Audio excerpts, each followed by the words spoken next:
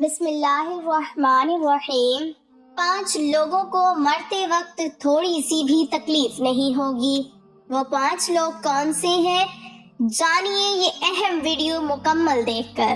نزا کے وقت مسلمان کو جو تکلیف ہوتی ہے اس پر اللہ رب العزت کی جانب سے نیکیاں عطا کی جاتی ہیں، جیسا کہ سنن ابن ماجہ میں بروایت حضرت عائشہ رضی اللہ تعالی عنہا مروی ہے کہ رسول اللہ صلی اللہ علیہ وسلم ان کے پاس تشریف لائے، اس حال میں کہ ان کے پاس ان کا کوئی قریبی رشتہ دار موت کی سختی میں مبتلا تھا۔ رسول اکرم صلی اللہ علیہ وسلم نے مشاہدہ فرما کر حضرت عائشہ رضی اللہ تعالی عنہا سے فرمایا، اپنے رشتہ دار پر غمگین نہ ہو، اس لیے کہ یہ اس کی نیکیاں ہیں۔ نیز حضرت عائشہ رضی اللہ تعالی عنہ سے ہی اس مضمون کی روایت ہے کہ جب سے رسول اللہ صلی اللہ علیہ وسلم کی وفات کی تکلیف میں نے دیکھی، اب میں کسی مسلمان میت کی حالت نزا کی تکلیف کو اس کے حق میں برا نہیں سمجھتی۔ بس مذکورہ حدیث سے معلوم ہوتا ہے کہ نزا کے وقت ہونے والی سختی مرنے والے کی بدعمالیوں کا ہرگز نتیجہ نہیں ہوتی۔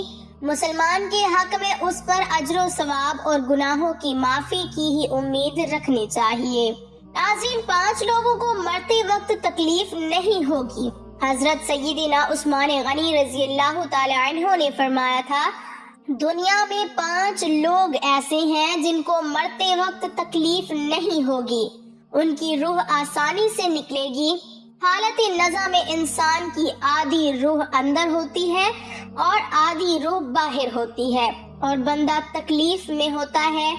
اس وقت انسان کو پیاس اتنی لگتی ہے کہ انسان یہ چاہتا ہے کہ سمندر کا پانی پی جاؤں، اور اگر بالفرض ساتوں سمندر کا پانی وہ پی بھی جائے پھر بھی اس کی پیاس کبھی ختم نہیں ہوگی۔ روح نکلتے وقت انسان کو جو تکلیف ہو رہی ہوتی ہے وہ ناقابل بیان ہے۔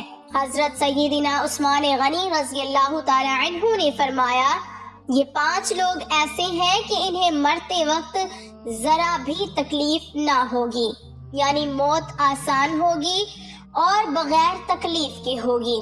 پوچھا گیا کہ جناب وہ کون سے 5 لوگ ہیں جنہیں موت کی سختی میں بھی نرمی میسر ہوگی؟ تو فرمانے لگے کہ سب سے پہلا شخص وہ جو اپنے ماں باپ کی موت کے بعد، یعنی ماں باپ کے مرنے کے بعد وراثت کا حصہ اپنی بہنوں کو پہنچانے میں جلدی کرتا ہے، یعنی وراثت کا حصہ اپنی بہنوں کو جلد اور بر وقت پہنچاتا ہے۔ ایسا نہ ہو کہ بہن کے بچے بھوک سے بلکتے رہیں اور تم بہن کے حق پر قبضہ کیے بیٹھے رہو، اور بہن اس انتظار میں رہی کہ میرا بھائی کب مجھے میرے ماں باپ کی وراثت میں سے حصہ دے گا۔ بہت بار یہ بھی دیکھنے میں آتا ہے کہ بہن کی شادی نہیں ہوئی، جبکہ والدین دنیا سے رخصت ہو گئے تو بھائی نے کہا کہ کوئی بات نہیں، جب بہن کی شادی کروں گا تو اس کا حصہ اسے جہیز کی صورت میں دے دوں گا۔ یاد رہے کہ اسلام میں بہنوں کو جہیز دینا فرض نہیں، جبکہ ان کا وراثتی حق دینا فرض ہے۔ دراصل عورت کو جہیز دینا یہودیوں کی رسم ہے، اسلام اس کی ترغیب نہیں دیتا، لیکن اسلام میں عورت کا وراثتی حصہ دینا فرض ہے۔ واضح رہے کہ والدین کے ترکہ میں جس طرح ان کی نرینہ اولاد کا حق و حصہ ہوتا ہے، اسی طرح بیٹیوں کا بھی اس میں شرعی حق و حصہ ہوتا ہے۔ والدین کے انتقال کے بعد ان کے ترکہ پر بیٹوں کا خود تنہا قبضہ کر لینا اور بہنوں کو ان کے شرعی حصے سے محروم ناجائز اور سخت گناہ ہے۔ بھائیوں پر لازم ہے کہ بہنوں کو ان کا حق و حصہ اس دنیا میں دے دے، ورنہ آخرت میں دینا پڑے گا، اور آخرت میں دینا آسان نہیں ہوگا۔ حدیث مبارکہ میں اس پر بڑی وعیدیں آئی ہیں۔ حضرت سعید بن زید رضی اللہ تعالی عنہ فرماتے ہیں، رسول اللہ صلی اللہ علیہ وسلم نے فرمایا، جو شخص کسی کی بالشت بھر زمین بھی از راہ ظلم لے گا، قیامت کے دن 7 زمینوں میں سے اتنی ہی زمین اس کے گلے میں توق کے طور پر ڈالی جائے گی۔ ایک اور حدیث مبارکہ میں ہے، حضرت انس رضی اللہ تعالی عنہ فرماتے ہیں، رسول اللہ صلی اللہ علیہ وسلم نے فرمایا جو شخص اپنے وارث کی میراث کاٹے گا یعنی اس کا حصہ نہیں دے گا تو اللہ تعالیٰ قیامت کے دن اس کی جنت کی میراث کاٹ لے گا۔ یاد رہے کہ جہیز کی رسم اسلام کی رسم نہیں بلکہ یہودی کی رسم ہے، اور اس کا سب سے بڑا گناہ ہے کہ جس طرح یہودی کی عورت کو بغیر جہیز کے کوئی شخص قبول نہیں کرتا تھا، اسی طرح آج اسلام میں بھی عورتوں کی شادیوں میں سب سے بڑی رکاوٹ جہیز ہے۔ غریب آدمی کی بیٹی بیٹھی بیٹھی بوڑھی ہو گئی کہ جہیز کا کوئی بندوبست نہ ہو سکا۔ اسی طرح اگر کوئی شخص یہ کہے کہ میں بہن کا وراثتی حصہ تو نہیں دے سکتا، البتہ جب اس کی شادی کا وقت ہوگا تو جہیز دے دوں گا، لہذا فرمایا گیا کہ بہنوں کو بر وقت حصہ دینے والے کی روح موت کے وقت بڑی آسانی سے نکلتی ہے۔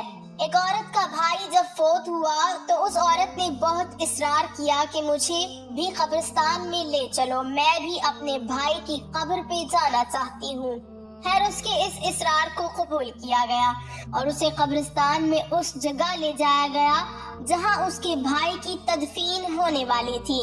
اس کے دیکھتے ہی دیکھتے میت کو قبر میں اتارا گیا اور اس کے بھائی کو مٹی کے سپرد کر دیا گیا۔ جب دعا کی باری آئی تو تمام عزیز و اقارب کے سامنے اس روتی ہوئی بہن نے آسمان کی جانب اپنے ہاتھ اٹھائے اور آسمان کی جانب دیکھا، اس کا دل رو رہا ہے، آنکھیں چھم چھم برس رہی ہے۔ اس نے ایک ایسی دعا کی کہ لوگوں کے مردہ ضمیر کو جگا دیا۔ روتی ہوئی بہن نے آسمان کی جانب دیکھ کر فریاد کی کہ اے میرے مالک، اے انصاف کرنے والے، آج میرا بھی انصاف کر۔ رو رو کر کہنے لگی، میرے مالک تم میرے اس ظالم بھائی کو اپنی رحمت سے دور رکھنا، ایسے دور رکھنا جیسے اس نے میرے والدین کی وراثت سے مجھے دور رکھا ہے۔ میرے بچے بھوک سے بلکتے رہے لیکن اس ظالم کو میرے بچوں پر ذرا بھی ترس نہ آیا۔ میں اپنے بچوں کو حرام جانور کا گوشت کھلانے پر مجبور ہوئی۔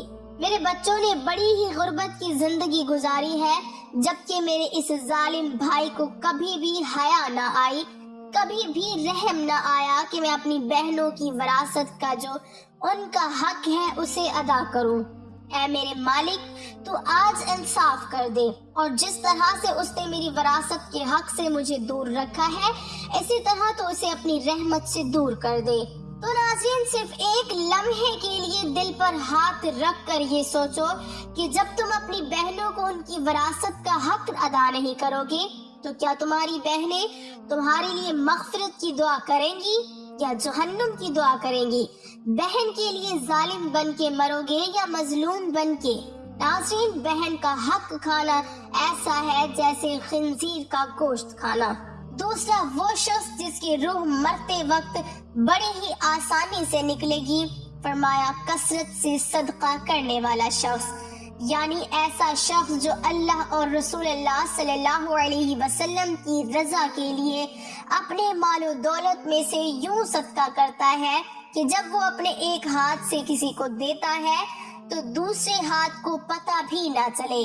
یعنی دوسرا انسان وہ ہے جو کثرت سے صدقہ کرے تو اس کی موت کے وقت اس کی روح آسانی سے نکلے گی اور جان کنی کا عمل اس کے لیے تکلیف دہ نہیں ہوگا۔ نمبر 3، ایسا انسان جو اپنی فیملی سے اچھا سلوک کرنے والا ہے، یعنی اپنے ماں باپ، بیوی بچوں اور بہن بھائیوں سے نرم دلی کا رویہ رکھنے والا ہے، اپنے بیوی بچوں سے پیار کرنے والا ہے، حلال کا لقمہ کما کر اپنی بیوی بچوں کو کفالت کرنے والا ہے۔